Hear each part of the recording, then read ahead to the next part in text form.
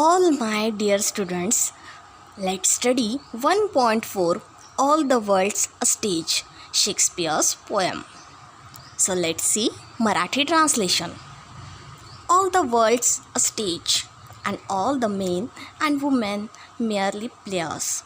They have their exits and their entrances, and one man in his time plays many parts, his acts being 7 ages.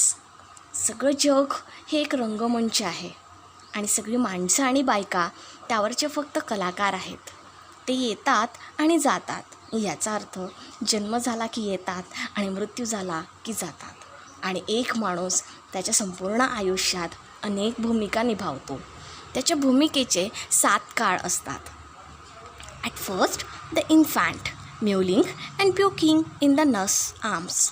Then पहिला काळ, जेव्हा माणूस बाळ म्हणून जन्माला येतो, मांजरीसारखा म्याव करतो, रडतो आणि नर्सच्या हातामध्ये तिला बिलगून असतो, उलटी करतो आणि कुठल्या ना कुठल्या कारणासाठी सतत रडत राहतो.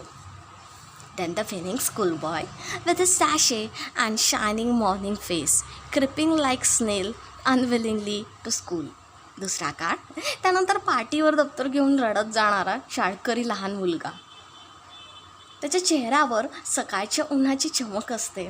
तो निरागस आणि कोमल असतो आणि हळूहळू रांगत जाणाऱ्या गोगलगाईप्रमाणे इच्छा नसतानाही शाळेत जातो.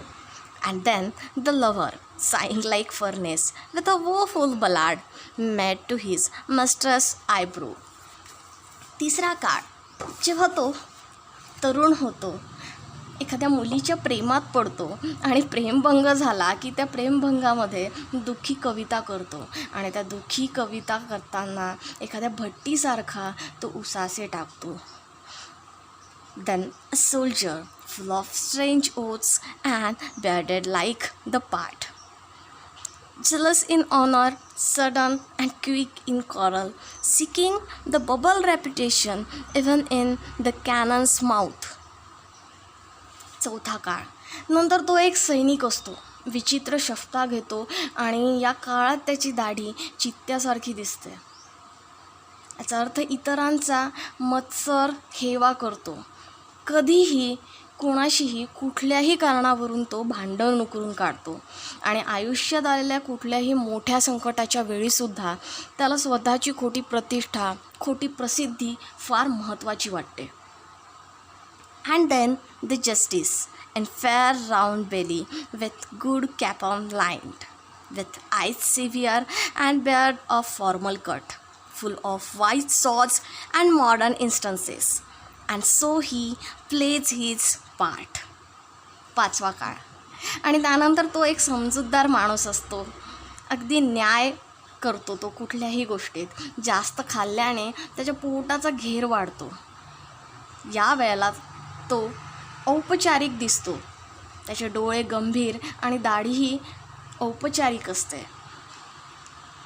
तो दुसऱ्यांना या काळामध्ये चांगला उपदेश आणि नवी नवी उदाहरणं देतो आणि अशा रीतीने तो ही भूमिका निभावतो.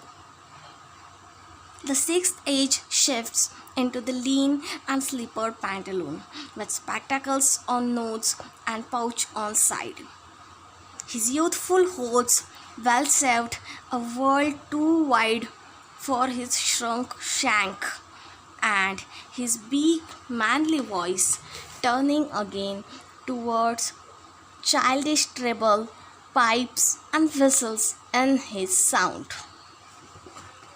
सहावा काळ, सहाव्या काळात माणूस म्हातारपणाकडे झुकतो. त्याचं शरीर या काळामध्ये वागतं आणि त्याची पॅन्टसुद्धा घसरणारी असते.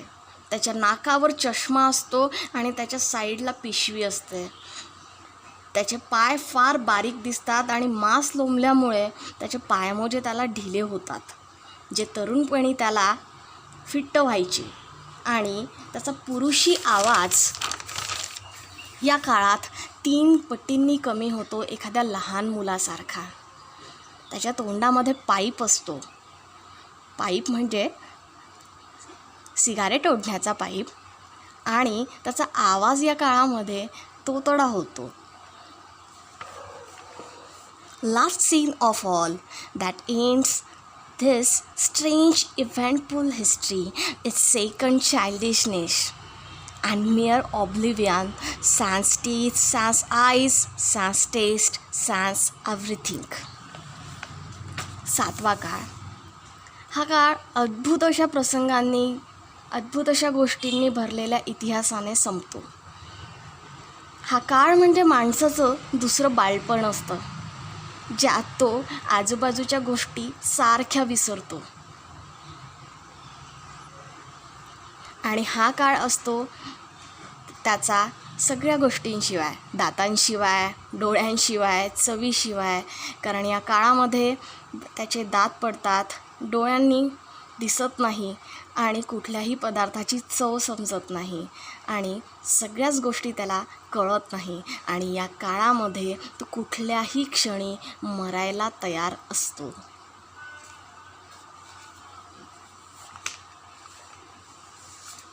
So, William Shakespeare. So, this poem ends here.